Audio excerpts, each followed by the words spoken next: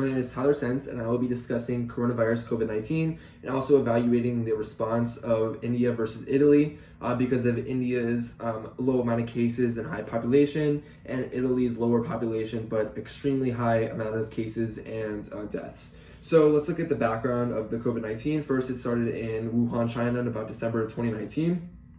It has been linked to coronavirus strands in bats. COVID-19 is a respiratory disease that the World Health Organization declared a pandemic on March 11th.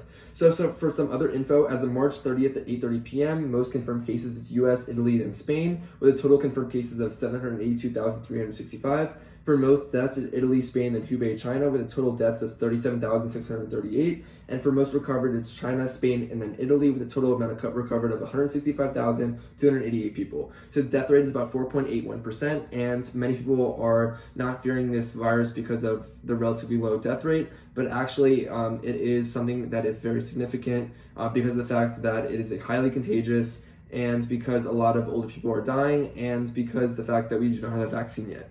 So some effects of this is the stock market has plummeted. It has been relatively fluctuating in the last 2 weeks, but over the last month, it has been down a lot because of the fact that people are in fear in the country and around the world, and they're taking their money out of the stock market, which leads to other people taking their money out of the stock market as they see the values going down.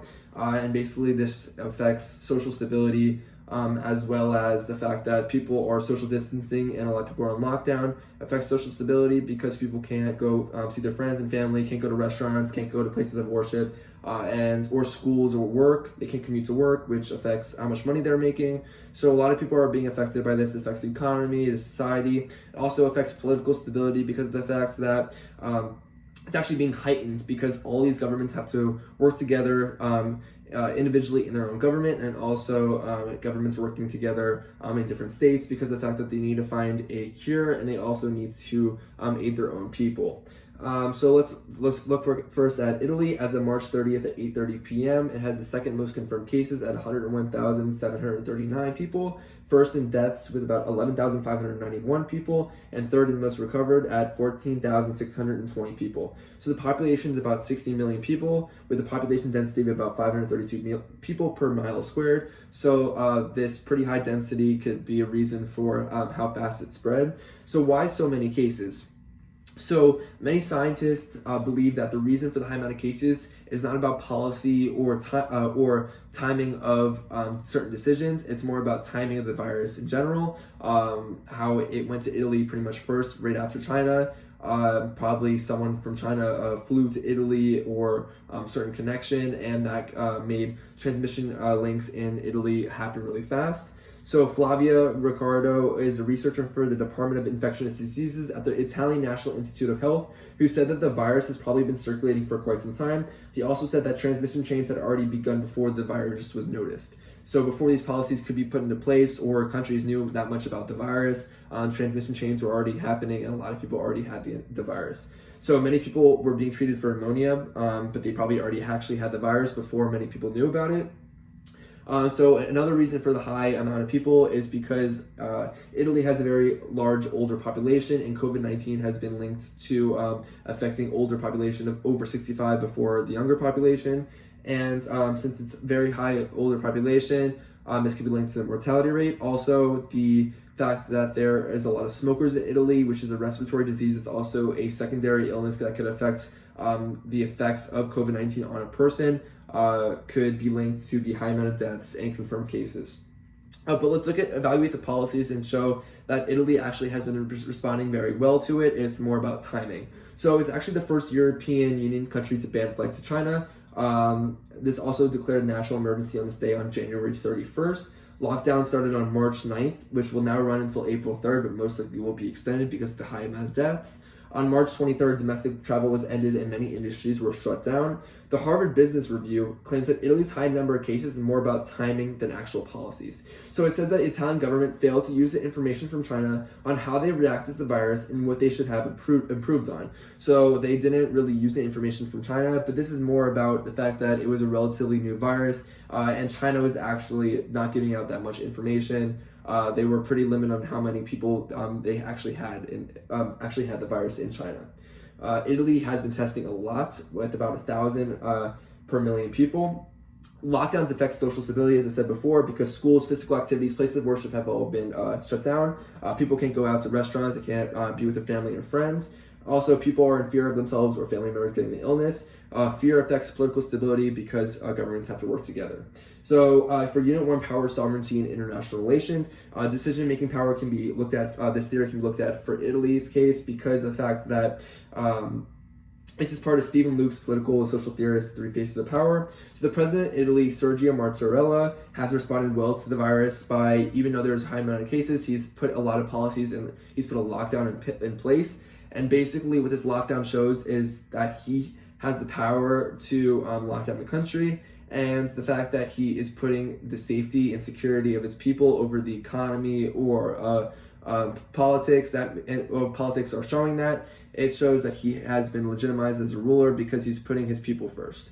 Also, Thomas Hobbes was an English political philosopher. His theory can be evaluated as well, which shows that people will give up freedom for security. They're giving up their freedom to leave their house, to worship, so that they can get the security of not getting the virus through social distancing, and also security of healthcare and political responses by the government.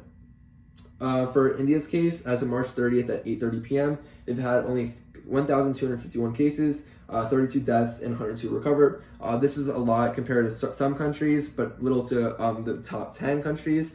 Basically, the reason I'm confused, and a lot of people are confused by the relatively low amount of cases for India, is because of the fact that it has 1.4 billion people population with a density of 1,202 people per mile squared, which is a very, very dense state.